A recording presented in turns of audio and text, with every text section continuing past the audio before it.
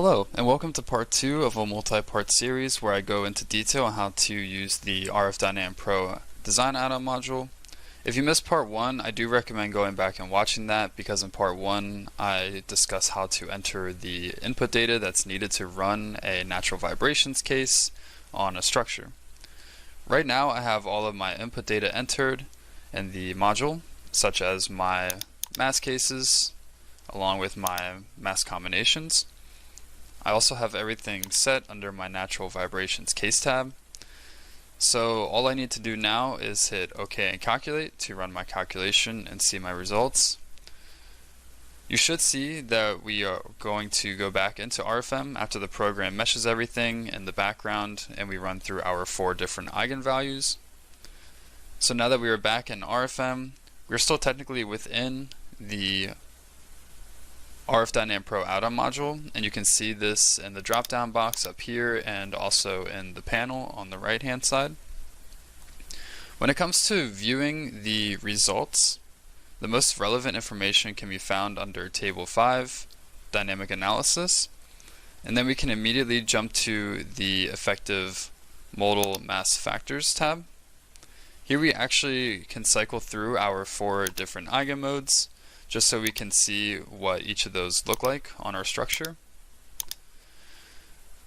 The most important thing we want to take a look at though is the last row down here, because in this row it will tell us the total mass participation of our entire structure. You can see that right now in the x direction we have about 1.8% mass participation, and in the y direction we have about 54.7% mass participation, and then in the z directions we have 0%.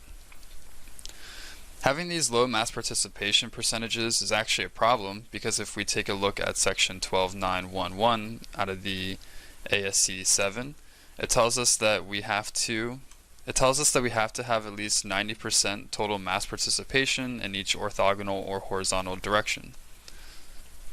So you can see right now in my x or y directions I'm not meeting that 90%. Now for this example I will only be focusing on the x and y excitations, and I will not be worrying about the z direction. So what I can do is go back into the module, go under my natural vibrations case, go under calculation parameters, and I can uncheck the z direction and hit OK. Now that'll clear my results, and just a quick note, if vertical seismic design is something you are concerned with, then I do recommend making sure you have adequate mass participation in the vertical direction. Now the question you may be thinking right now is, how do we get to this 90%? Well, the easiest way to do this would be to solve for more eigenvalues.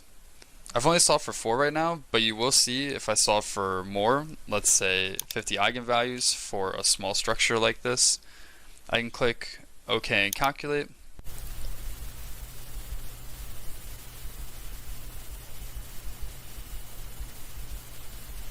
And then we'll jump back to RFM under Table 5 under Effective Modal Mass Factors.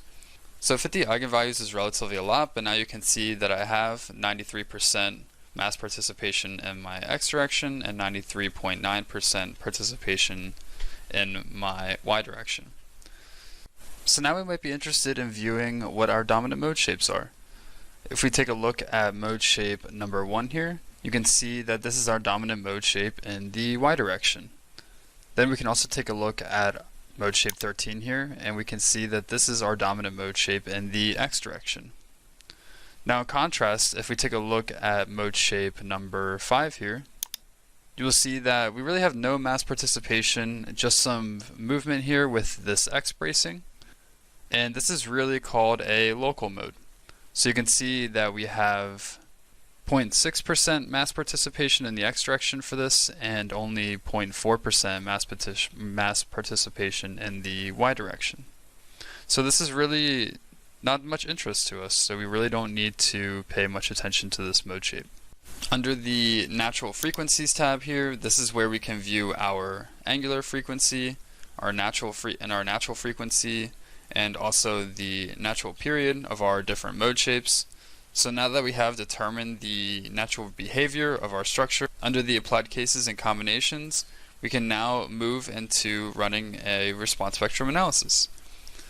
So this is basically where this video will end, and in part 3 we will work on entering the input data needed to calculate an RSA, and we will go into detail about how that works. So look out for that video, and it will also be linked below in the description when it is available, and I thank you so much for watching.